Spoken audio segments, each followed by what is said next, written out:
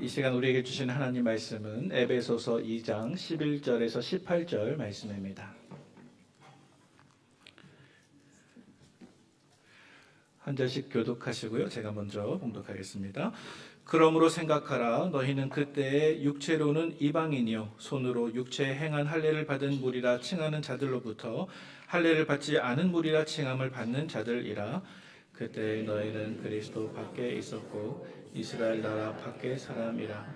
약속의 언약들에 대하여는 외인이요 세상에서 소망이 없고 하나님도 없는 자이더니 이제는 전에 멀리 있던 너희가 그리스도 예수 안에서 그리스도의 피로 가까워졌느니라. 그는 우리의 화평이신지라.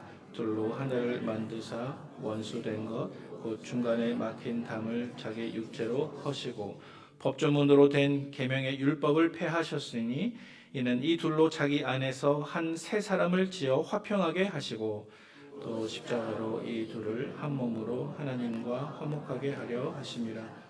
원수된 것을 십자가로 소멸하시고 또 오셔서 먼 데 있는 너희에게 평안을 전하시고 가까운 데 있는 자들에게 평안을 전하셨으니 이는 그로 말미암아 우리 둘이 한 성령 안에서 아버지께 나아감을 얻게 하려 하심이라. 아멘.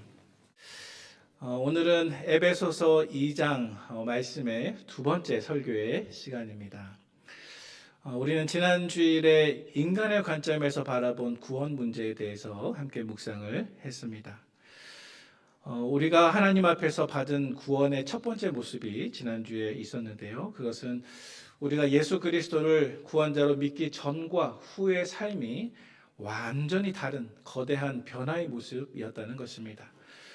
그 거대한 변화는 한마디로 영적인 죽음에서 생명으로 바뀌는 것이었습니다. 우리 모두는 과거에 예수 그리스도를 알기 전에 영적으로 하나님의 생명에서 멀리 떠나 있는 사람들이었습니다. 그러나 하나님께서 우리를 그리스도와 함께 살리셨고 그리스도와 함께 일으키셨고 또 그리스도와 함께 하늘에 앉히셨습니다. 그리고 우리의 구원은 우리의 공로나 자격이 아니라 오직 하나님의 은혜로 값없이 구원을 받게 된 것입니다. 이것이 지난 주일에 우리가 묵상했던 내용입니다. 자, 이제 오늘 우리가 똑같은 에베소서 2장 말씀을 바라보면서 또다시 한번 인간의 관점에서 바라본 구원의 문제를 다룰 텐데요. 오늘은 우리 구원의 두 번째 모습이 담겨져 있습니다. 오늘 우리가 살펴보고자 하는 두 번째 모습은 이제 한 개인의 변화를 넘어서서 공동체의 변화입니다. 그리고 이 공동체의 변화는 곧 교회 공동체의 시작입니다. 오늘 본문은 크게 세 가지 주제를 담고 있습니다. 먼저 첫 번째 주제는 온 인류가 가지고 있는 보편적인 문제가 무엇인가? 또 두 번째 주제는 그 보편적인 문제에 대한 하나님의 해결책은 무엇인가? 또 세 번째 주제는 그 해결책을 하나님은 우리에게 어떻게 주셨는가? 그래서 온 인류가 가지고 있는 보편적인 문제, 또 그 문제에 대한 하나님의 해결책, 또 하나님이 그 해결책을 어떻게 주셨는가, 이것이 오늘 본문이 담고 있는 주제입니다. 먼저 오늘 본문이 담고 있는 보편적인 인간의 문제를 우리는 두 가지로 구분할 수가 있습니다. 여러분, 먼저 첫 번째로 온 인류가 가지고 있는 보편적인 문제, 두 가지 문제라고 제가 말씀을 드렸는데요. 어떤 문제가 있을까요? 그것은 분명합니다. 첫 번째로는 하나님과 나 사이에 평화가 없다는 문제입니다. 우리 모든 인간들은 죄인이기 때문에 그 죄 때문에 하나님과 우리 사이에 평화가 없습니다. 또 두 번째, 모든 인류의 보편적인 문제가 있습니다. 그것은 나와 이웃 간에도 평화가 없다는 것입니다. 자, 그래서 이것을 조금 다시 한번 정리해 보면 우리 모든 인류가 가지고 있는 보편적인 문제 가운데 첫 번째는 하나님과 나 사이에 수직적인 평화가 없다는 것입니다. 그리고 모든 인류가 가지고 있는 두 번째 보편적인 문제는 나와 이웃 사이에 수평적인 평화가 없다는 것입니다. 자, 그 가운데 먼저 첫 번째 문제인 하나님과 나 사이에 수직적인 평화가 없다고 하는 이 문제에 대한 하나님의 해결책이 오늘 본문 18절 말씀 속에 등장하고 있습니다. 우리 다 함께 18절 말씀 읽어보도록 하겠습니다. 시작. 이는 그로 말미암아 우리 둘이 한 성령 안에서 아버지께 나아감을 얻게 하려 하심이라. 아멘. 자, 이 18절 말씀에서 모든 부분을 다 해석하기보다는 중요한 부분만 살펴보도록 하겠습니다. 18절 말씀 속에서 중요한 부분은 두 가지 구절이 있는데요. 먼저 첫 번째로는 그로 말미암아 상반절에 나오는 구절이죠. 또 두 번째는 아버지께 나아감을 얻게 하반절에 등장하는 구절입니다. 여러분 혹시 일평생 동안 꼭 만나고 싶었던 아주 유명한 사람이 또 아주 저명한 사람이 있었는데 그 사람과의 만남이 성사되어서 마음이 기뻤던 그런 경험이 있으신지요? 저에게도 그런 경험이 몇 번 있었습니다. 먼저는 청년 때의 경험인데요. 아마 여러분들도 들어보셨을 이름입니다. 영국 성공의 배경을 가진 목사님이면서 그리스도의 십자가와 같은 뛰어난 기독교 저술을 약 50권 이상 남긴 유명한 신학자 가운데 존 스토트라고 하는 목사님이 계십니다. 존 스토트. 제가 청년 시절에 이분이 한국에 오셔서 세미나를 했습니다. 목회자이신 제 아버지께서 제 자리까지 등록을 해주셨어요. 그래서 경남 창원에서 서울까지 올라가서 세미나를 듣는데 그 유명한 사람을 면전에 두고 강의를 들을 때 야, 내가 저렇게 유명한 사람을 이렇게 만날 수 있구나 하는 큰 감격이 있었습니다. 또 두 번째로 비슷한 경험이 있었는데요. 여러분들 혹시 위르겐 하버마스라고 하는 학자의 이름을 들어보신 적이 있으신지요?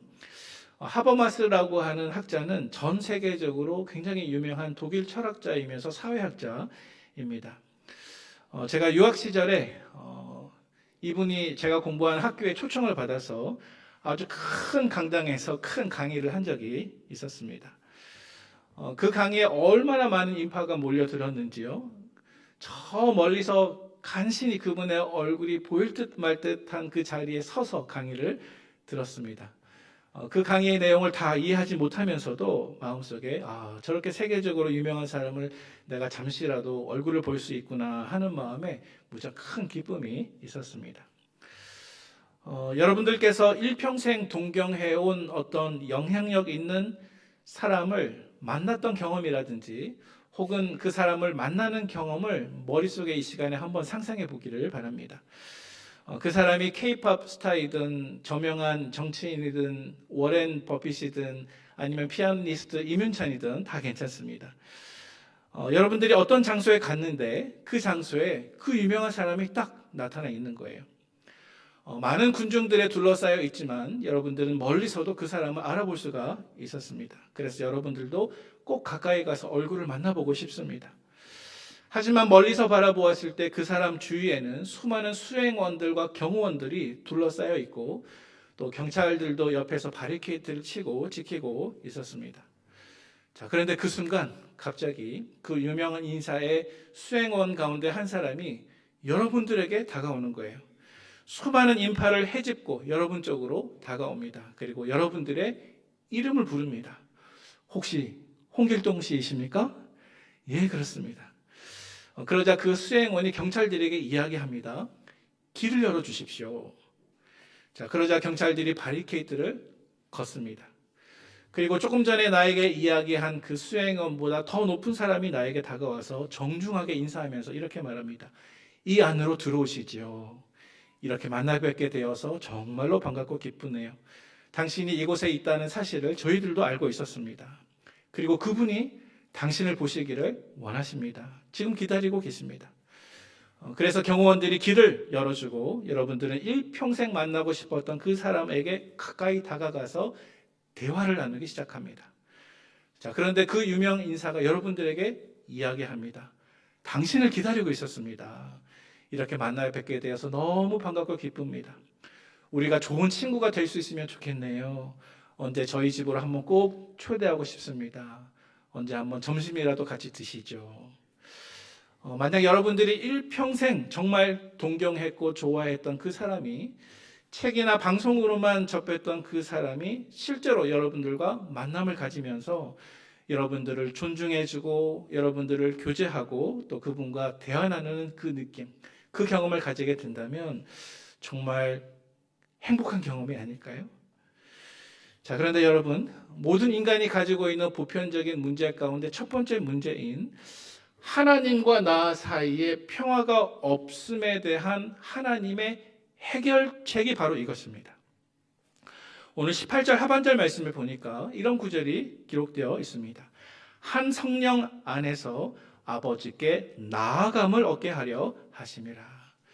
자, 여기서 나아감이라고 하는 단어가 있는데요. 이 나아감이라고 하는 단어가 지금까지 이야기한 바로 그러한 느낌입니다. 우리는 한 성령 안에서 하나님 아버지께 나아감을 얻었습니다. 이때 나아감의 뜻은 안으로 들어가다입니다. 안으로 들어가다. 우리는 수직적인 관계에서 하나님과 우리 사이에 관계가 끊어지고 또 평화도 없었지만 이제는 아버지께 나아감을 얻게 되었습니다. 이것은 하나님과 나 사이에 평화가 없는 인류 보편의 문제를 해결하시기 위한 하나님의 방법이었습니다. 자, 그러면 보다 구체적으로 하나님은 어떤 방법을 통해서 이러한 나아감을 허락해 주시는 걸까요? 그것은 바로 18절 상반절 말씀에 기록되어 있습니다. 18절 상반절 말씀에 보니까 이렇게 기록하고 있죠. 그로 말미암아. 자, 여러분 여기서 그가 누구입니까? 예수 그리스도입니다. 예수 그리스도로 말미암아 우리는 아버지 하나님께 나아감을 얻게 되었습니다. 자, 만약 저와 여러분들이 예수 그리스도를 구주로 영접하고 또 믿게 되면 예수 그리스도께서는 저와 여러분들을 궁극적으로 어떤 지점으로 인도하시는 것일까요? 우리를 어디로 인도하는 것일까요? 그것은 바로 삼위 하나님과의 참된 교제입니다. 성부, 성자, 성령 하나님과의 인격적인 교제의 자리입니다. 우리는 더 이상 하나님과 원수 관계라든지 낯선 외부인이 아니라 하나님께 사랑받는 하나님의 자녀가 될 수 있는 소망이 있는 것입니다. 탕자처럼 겉돌며 방황하는 것이 아니라 내 아버지 집 안에, 그 환대 안에, 그 사랑 안에, 그분 안에 거하는 것입니다. 예수 그리스도를 통해서 이러한 소망을 발견하는 저와 여러분들 되시기를 축복합니다. 오늘 본문에서 두 번째로 모든 인류가 가지고 있는 또 다른 문제가 있습니다. 그것은 보편적인 문제입니다. 그것은 무엇이라고 말씀드렸습니까? 바로 나와 이웃 간의 평화가 없다는 것입니다. 특별히 오늘 본문은 유대인들과 이방인들이 예수 그리스도를 알기 전, 믿기 전에 얼마나 서로 간에 큰 반목과 원수됨의 관계였는지를 우리에게 설명해 주고 있습니다. 오늘 보면 11절에서 13절까지의 말씀에 잘 나타나 있습니다. 자, 먼저 우리 11절 말씀을 같이 봉독해 볼까요? 읽겠습니다. 시작. 그러므로 생각하라. 너희는 그때 육체로는 이방인이요 손으로 육체에 행한 할례를 받은 무리라 칭하는 자들로부터 할례를 받지 않은 무리라 칭함을 받는 자들이라. 아멘. 자, 제일 처음에 상반절 말씀에 보니까 그러므로 생각하라. 여기서 생각하라고 하는 말은 한 번 생각하고 끝내라는 말이 아닙니다. 이 생각하라에 해당하는 단어의 의미는 끊임없이 기억 속에 잘 간직해라라는 의미입니다. 자, 사도 바울이 에베소 교회 성도들에게 매 순간 그들이 기억하기를 바랬던 내용은 바로 오늘 본문 11절에서 13절까지 말씀에 소개가 되고 있는데요. 자, 우선 오늘 본문 11절과 12절 말씀에 보면 이 편지의 수신자인 에베소 교회 성도들이 과거에 예수님을 알기 전의 모습에 대해서 말씀하고 있습니다. 자, 먼저 11절 말씀 내용을 보면 에베소 교회 성도들은 유대인들의 관점에서 바라볼 때 그들은 분명히 유대인이 아니라 이방인들이었습니다. 또 할례를 받은 사람들이 아니라 할례를 받지 않은 사람들임을 말씀하고 있습니다. 여러분, 에베소서는 사도 바울이 에베소 교회 성도들에게 쓴 편지이죠. 자, 그런데 이 에베소 교회의 성도들의 대부분이 유대인들이 아니라 비유대인들이었습니다. 다시 말해서 이방인들이었습니다. 에베소 교회는 1세기 초대교회 때 세워진 교회인데 1세기 당시 많은 초대교회 성도들은 할례를 받은 유대인 신자들과 또 할례를 받지 않은 이방인 신자들이 함께 섞여 있었습니다. 자, 그리고 이렇게 유대인과 비유대인의 구분은 구약의 기준에 따른 것입니다. 다시 말해서 구약의 기준에서 하나님께서는 이방인이 아니라 유대인들을 선택하셨습니다. 또 구약의 기준에서 하나님께서는 이방인들이 아니라 유대인들에게 율법을 주셨습니다. 그래서 유대인들은 이것을 통해서 자기 민족이 가지고 있는 우월의식으로 생각했습니다. 그래서 유대인들에게는 이른바 선민 사상이라는 것이 있었죠. 하지만 그들은 하나님의 뜻을 오해하고 하나님께서 이 땅의 많은 민족들 가운데 특별히 혈통적으로 아브라함의 자손들인 그들만 구원해 주실 것이라고 착각하고 있었습니다. 그들은 하나님께서 오직 유대인들만 선택해서 구원해 주신다고 믿고 있었다는 말씀입니다. 그들은 한편으로 하나님께서 그들의 조상인 아브라함에게 주신 명령을 일부분은 따르고 있었습니다. 예를 들어 할례와 같은 명령입니다. 그래서 이스라엘 사람들은 사내 아이가 태어난 지 8일 만에 할례를 행하게 됩니다. 유대인들에게 할례는 그들이 다른 민족들보다 더 우월한 하나님께 선택받은 민족임을 드러내거나 자랑하는 육체적인 수단이었습니다. 그래서 그들은 할례받은 이 사실을 통해서 할례받지 않는 다른 이방 민족들을 혐오하고 경멸하고 미워했습니다. 자, 이런 기준에서 보면 에베소 교회에서 새롭게 예수 그리스도를 주로 믿은 많은 사람들은 분명히 이방인들이었고 또 할례받지 않은 사람들이었다는 것입니다. 자, 우리 이어지는 12절 말씀을 같이 보도록 하겠습니다. 읽겠습니다. 시작. 그때 너희는 그리스도 밖에 있었고 이스라엘 나라 밖의 사람이라. 약속의 언약들에 대하여는 외인이요 세상에서 소망이 없고 하나님도 없는 자이더니. 아멘. 자, 방금 읽은 11절 말씀처럼 이 12절 말씀에서도 사도 바울은 에베소 교회 성도들이 예수 그리스도를 믿기 전의 상태가 어떤 상태였는지 모두 5가지를 말씀하고 있습니다. 하나씩 한번 살펴보면요. 먼저 첫 번째로 그때 너희는 그리스도 밖에 있었고 그랬습니다. 다시 말해서 예수 그리스도를 믿고 알기 전 에베소 교회 성도들은 또 저와 여러분들은 모두 그리스도 밖에 있었습니다. 그리스도 밖에 있었다고 하는 것은 그리스도와 분리되어 있다는 것입니다. 이방인이었던 에베소 교회 성도들은 비록 구약 성경 안에 장차 메시아가 오실 것이다, 그리스도가 오실 것이다 라는 약속이 있었지만 이 약속은 그들과 아무런 상관이 없었습니다. 또 두 번째로 12절 말씀에 보니까 예수 그리스도를 믿기 전, 알기 전에 이 에베소 사람들은 이스라엘 나라 밖의 사람이라고 기록하고 있습니다. 자, 이방인이었던 에베소 교회 사람들은 당연히 이스라엘 시민권을 가지지 않은 사람들입니다. 하지만 문제는 단순히 이것으로 끝나는 것이 아니라 바로 이 사실 때문에 이스라엘 사람들과 비이스라엘 사람들 간에 서로 미워했던 근거가 되었다는 것입니다. 또 세 번째로 12절 말씀에 보니까 예수 그리스도를 알고 믿기 전에 에베소 교회 성도들의 상태는 약속의 언약들에 대하여는 어떻게 해요? 외인이요 라고 기록하고 있습니다. 자, 이것은 하나님께서 구약 성경에서 직접적으로 또 1차적으로 나는 너의 하나님이 되고 너는 내 백성이 될 것이라고 하는 약속을 맺으신 민족이 바로 이방인이 아니라 유대인이기 때문에 그렇습니다. 하나님은 1차적으로 직접적으로 유대인들과 언약을 맺었습니다. 따라서 에베소 교회 성도들과 같은 이방인들은 이 언약과 상관이 없는 사람들이었습니다. 또 네 번째로 12절 말씀 보시기 바랍니다. 그들은 세상에서 소망이 있습니까? 없습니까? 없고. 네 번째로 사도 바울은 에베소 교회 성도들이 그리스도를 알고 믿기 전에 그들은 세상에서 소망이 없었다라고 기록하고 있습니다. 이것은 하나님께서 히브리 사람이었던 아브라함과 언약을 맺으시고 또 시간이 지나면 모세와 언약을 맺으시고 또 시간이 지나면 다윗과 언약을 맺으시고 솔로몬과 언약을 맺으셨는데 이 언약이 모두 다 구원의 언약이었습니다. 그러나 구약 성경에서 하나님께서는 이방인들에게 직접 구원의 언약을 맺으시지 않으셨습니다. 따라서 이방인들에게 있어서 구원이란 그들의 죽음 너머로 아무런 소망이 없는 것이었습니다. 또 마지막 5번째로 12절 말씀에 보니까 그리스도를 알고 믿기 전에 에베소 교회 성도들의 상태는 마지막으로 무엇입니까?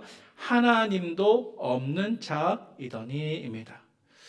비록 그리스도를 믿기 전에 이방인들도 종교를 가질 수도 있었겠죠. 신을 섬길 수도 있었겠죠. 하지만 비록 신을 섬겼다 할지라도 그 신들은 돌이나 나무 등으로 만든 우상이었고 참되고 살아계신 유일하신 하나님은 아니었습니다. 자, 따라서 이러한 이유 때문에 에베소 지역뿐만이 아니라 모든 이방인들이 유대인들로부터 경멸을 받았습니다. 그리고 많은 이방인들 역시도 참 거만하기 짝이 없는 유대인들을 미워하며 이 둘 사이에 도저히 함께 살 수 없는 큰 반목이 생기게 되었습니다. 어쩌면 가장 최근까지 뉴스에 등장하고 있는 이스라엘과 팔레스타인 간의 전쟁 소식을 들어보면 아주 오랜 역사를 가지고 있는 이 갈등에 대해서 우리가 그 사실을 잘 알 수가 있을 것입니다. 자, 그런데 여러분, 오늘 본문 속에서 사도 바울이 지금 에베소 교회 성도들에게 말하고자 하는 모든 내용의 뉘앙스는 결코 유대인들을 칭찬하는 것이 아닙니다. 혹은 에베소 교회 성도들이 이방인인 사실에 대해서 폄하하는 것도 아닙니다. 지금 사도 바울의 초점은 예수 그리스도께서 이 땅에 오시기 이전에 유대인들과 이방인 사이에 얼마나 큰 반목과 원수됨의 관계가 있었는가를 묘사하는 것입니다. 그리스도께서 이 땅에 오시기 전에 유대인들과 이방인 사이에 얼마나 심각한 으르렁거림이 있었는지를 가르쳐 주는 것입니다. 그래서 그리스도가 이 땅에 오시기 이전에 이방인들과 유대인들은 함께 평화롭게 살고 싶어도 도저히 그렇게 할 수 없었던 사람들이라는 것이죠. 자, 그런데 그 다음에 이어지는 13절 말씀 속에 한 가지 전환점이 생기게 됩니다. 우리 13절 말씀 같이 읽어보도록 하겠습니다. 시작. 이제는 전에 멀리 있던 너희가 그리스도 예수 안에서 그리스도의 피로 가까워졌느니라. 아멘. 자, 첫 구절에 이제는 그랬습니다. 이제는. 자, 조금 전에 우리가 11절 말씀 속에서 그때의 과거를 나타내는데요. 이 13절 말씀 속에서는 이제는 현재를 가리키고 있습니다. 따라서 시제적으로 서로 대조가 되고 있습니다. 자, 이제는 다시 말해서 에베소 교회 성도들과 같은 모든 이방인들이 예수 그리스도를 믿은 이후의 모습을 말씀하고 있습니다. 자, 전에 멀리 있던 너희가. 자, 여러분, 에베소 교회 성도들이 전에 무엇으로부터 멀리 있었을까요? 그들이 예수 그리스도를 알기 전에 무엇으로부터 멀리 있었겠습니까? 두 가지이죠. 첫 번째는 하나님으로부터 멀리 있었고, 또 두 번째로는 유대인들로부터 멀리 있었습니다. 자, 이것은 공간적으로 멀리 있다는 뜻이 아니고요. 하나님과 그들 사이에, 또 유대인들과 그들 사이에 마치 원수 사이와 같은 불편함과 미움과 전쟁과 거리감이 있었다는 것입니다. 자, 하지만 이어지는 13절 말씀에 보니까 그리스도 예수 안에서 그리스도의 피로 가까워졌느니라. 그리스도 예수 안에서 이제 믿음이 생겼습니다. 그리스도 예수의 피로, 예수 그리스도께서 우리를 위해서 십자가에서 내 죄를 대신해서 피 흘려주시고 희생의 죽음을 당하셨습니다. 그리고 그 결과 어떻게 되었습니까? 13절 제일 마지막 구절에 보니까 가까워졌느니라. 자, 여러분, 무엇과 무엇이 가까워졌습니까? 하나님과 멀리 있었던 이방인들이 그리스도의 피로 하나님과 가까워졌고, 또 유대인들과 멀리 있었던 이방인들이 그리스도의 피로 가까워진 것입니다.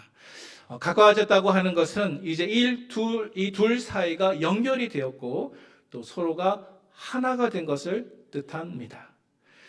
자, 그러면 여러분, 구체적으로 보다 세부적으로 도대체 왜 유대인들과 이방인들은 과거에 평화를 맺지 못했으며 또 이에 대한 하나님의 더 구체적인 해결책은 무엇이었을까요? 먼저 오늘 15절 말씀을 읽어보도록 하겠습니다. 같이 읽겠습니다. 시작. 법조문으로 된 계명의 율법을 폐하셨으니 이는 이 둘로 자기 안에서 한 세 사람을 지어 화평하게 하시고. 아멘. 자, 여러분, 상반절 말씀해 보시기 바랍니다. 법조문으로 된 계명의 율법을 폐하셨으니. 자, 여러분, 왜 유대인들과 이방인 사이에 이렇게 건너지 못할 것 같은 반목이 생겼고 또 원수됨이 생겼고 또 서로 간에 심각하게 미워하게 되었을까요? 자, 그 이유는 15절 상반절 말씀에 힌트가 들어가 있습니다. 그 이유는 무엇이냐면 유대인들이 하나님께서 선물처럼 주신 율법을 오용했기 때문입니다. 유대인들은 율법을 두 가지 차원에서 오용했습니다. 원래 하나님께서는 유대 민족에게 이방인의 빛이 되는 사명을 부탁하셨습니다. 우리 이사야 49장 6절 하반절 말씀에 이렇게 기록하고 있습니다. 제가 봉독합니다. 내가 또 너를 이방의 빛으로 삼아 나의 구원을 베풀어서 땅 끝까지 이르게 하리라. 아멘. 자, 원래 이스라엘 백성들의 사명은 이방의 빛이 되는 것입니다. 그들을 통해서 모든 이방 민족들이 구원을 받게 하는 것이죠. 자, 따라서 여러분 오해하시면 안 됩니다. 구약 시대로부터 하나님은 이방인의 구원을 결코 배제하지 않으셨습니다. 자, 그래서 하나님께서 그들의 조상인 아브라함과 언약을 맺으실 때에도 어떻게 말씀하셨습니까? 우리 창세기 12장 3절 말씀 같이 읽어볼까요? 같이 읽겠습니다. 시작. 너를 축복하는 자에게는 내가, 너를 저주하는 자에게는 내가 저주하리니 땅의 모든 족속이 너로 말미암아 복을 얻을 것이라 하신지라. 아멘. 자, 하나님께서는 이스라엘 민족의 첫 조상으로 해당하는 아브라함에게 말씀하실 때 이스라엘 자손들뿐만이 아니라 땅의 모든 족속이 너로 말미암아 복을 얻는다라고 약속하셨습니다. 자, 따라서 하나님의 분명하신 뜻은 아브라함의 후손인 이스라엘 백성들을 통해서 이방인들까지 구원을 얻는 것이었습니다. 그래서 하나님께서 이스라엘 선택하셨고 그 이유 때문에 하나님께서 이스라엘 백성들에게 율법을 주신 것이죠. 하지만 이스라엘 백성들은 율법을 두 가지 차원에서 오용했습니다. 먼저 첫 번째로 유대인들은 단지 그들이 율법을 가지고 있다는 사실, 율법을 가지고 있다는 그 사실만으로 자랑을 삼고 그것을 가지지 못한 이방인들을 멸시했습니다. 유대인들은 그들이 가지고 있는 이 율법이 하나님의 사랑의 표지, 은혜의 표지가 아니라 잘못된 우월감의 근거로 변질시킨 것입니다. 또 두 번째로 그들은 율법을 오용했습니다. 두 번째 차원은 무엇이냐면 그들은 율법을 가지고 있었지만 그들은 율법을 가지고 있으면서도 율법을 지키지 않았습니다. 그럼으로써 그들은 율법을 오용했습니다. 그들은 율법을 가지고 남은 가르쳤지만 자신은 가르치지 않았습니다. 따라서 하나님께서 은혜로 그들에게 주신 율법이 그들 안에서 무력화되었습니다. 그들은 안식일 규정이나 음식 정결법이나 할례와 같은 겉으로 지킬 수 있는 율법의 조문들을 지키는 형식에는 몰두했습니다. 하지만 율법의 보다 더 중요한 요소인 정의와 긍휼과 믿음은 버렸습니다. 그들은 위선자들이 되었고 또 그들의 이중적인 모습 때문에 이방인들이 오히려 하나님을 더 욕하게 만들었습니다. 여러분, 이것은 매우 두려운 말씀이죠. 어쩌면 저와 여러분들도 이러한 모습에 자주 해당하지는 않는지 우리 자신을 돌아보아야 할 것입니다. 자, 그래서 율법은 원래 하나님의 거룩한 기준을 드러내기 위해서 이스라엘 백성들에게 은혜로 주어졌지만 인간을 완전한 구원으로 이끌지는 못했습니다. 하지만 이것은 율법의 실패가 아니라 인간의 실패였습니다. 따라서 이 땅의 모든 인류들에게는 이제 율법을 초월하는 또 다른 구원의 길이 필요하게 되었습니다. 그리고 하나님께서는 이 문제를 예수 그리스도의 십자가를 통해서 해결하셨습니다. 우리 이어지는 14절 말씀을 같이 한번 읽어보도록 하겠습니다. 14절입니다. 그는 우리의 화평이신지라 둘로 하나를 만드사 원수된 것 곧 중간에 막힌 담을 자기 육체로 허시고. 아멘. 자, 14절에 가장 먼저 등장하는 단어는 그는인데요. 여러분, 이 그는 누구일까요? 예수 그리스도이십니다. 예수 그리스도는 우리의 화평, 다시 말해서 우리의 평화가 되십니다. 사도 바울은 예수님의 십자가가 유대인과 이방인들을 하나로 만들고 또 하나님과 인간 사이를 화목하게 하는 유일한 방법이라고 선언하고 있습니다. 이것을 믿으시는 저와 여러분들 되시기를 바랍니다. 사랑하는 우리 성도 여러분, 예수님께서는 두 원수된 자들, 다시 말해서 유대인들과 이방인들을 원수된 상태에서 다시 하나로 만들기 위해서 조금 전에 읽었던 14절 말씀에 보니까 예수님은 그것을 위해서 무엇을 버리셨습니까? 예수님께서는 원수된 자들, 다시 말해서 유대인들과 이방인들을 하나로 만들기 위해서 14절 말씀에 보니까 자기의 몸을 버리셨습니다. 자기의 생명을 버리셨습니다. 그래서 하반절 말씀에 원수된 것, 곧 중간에 막힌 담을 자기 육체로 허시고 라고 기록하고 있습니다. 또 말씀 중간에 보니까 조금 전에 읽었습니다마는 예수님께서는 중간에 막힌 담을 폐하셨습니다. 자, 그런데 이 중간에 막힌 담이 무엇일까요? 그것은 바로 율법의 담입니다. 구원을 얻는 방법으로서 율법의 효용성을 폐하셨다는 의미입니다. 자, 그래서 이제는 유대인들이나 이방인들이나 모두 율법이 아니라 오직 예수 그리스도를 믿는 믿음으로 차별 없이 구원을 얻게 하셨습니다. 자, 특별히 오늘 보면 14절 말씀에 둘로 하나를 만드사, 또 그리고 조금 전에 읽었던 15절 말씀에 율법을 폐하셨으니 이는 이 둘로 자기 안에서 한 새 사람을 지어라고 하는 비슷한 표현이 등장을 하고 있습니다. 14절 말씀에 둘로 하나를 만드사, 또 15절 말씀에 이 둘로 자기 안에서 한 새 사람을 지어. 사실은 이 두 가지 표현이 결국은 같은 것을 가리키고 있습니다. 이 표현은 예수 그리스도 안에서 이제는 유대인들과 이방인들이 서로 화해하고 연합해서 이전의 정체성과 구분을 넘어선 새로운 공동체를 형성하는 것을 의미합니다. 그리고 이 공동체는 바로 교회입니다. 하나님께서는 우리 예수님의 십자가를 통해서 유대인들과 이방인 사이의 모든 적대감을 없애시고 이 둘을 합하여서 하나님 앞에서 화목된 하나의 영적인 공동체인 교회를 만드셨습니다. 그래서 주님의 교회는 서로 너무 배경이 다른 여러 사람들이 인간의 분열을 넘어서서 예수님의 십자가로 화평이신 그리스도를 본받아 하나가 되는 영적 공동체입니다. 우리 공동체 안에서 서로 간의 반목과 갈등과 원수됨의 관계를 허물 수 있는 유일한 원리는 오직 예수 그리스도의 십자가입니다. 만약 교회가 이러한 모습을 세상에 제대로 보여주지 못한다고 한다면 우리는 이 세상에 복음을 전할 수 있는 힘을 잃어버리게 되는 것입니다. 이제 말씀을 정리하도록 하겠습니다. 사랑하는 우리 성도 여러분, 우리 각자의 삶 속에서 우리 자신의 자랑과 모든 우월감을 버리고 오직 예수 그리스도의 십자가를 사랑하고 또 서로를 사랑하는 우리 모두가 되시기를 주님의 이름으로 축원드립니다. 축복합니다. 함께 기도하겠습니다. 하나님 아버지 감사드립니다. 이 시간 주님 앞으로 나와 예배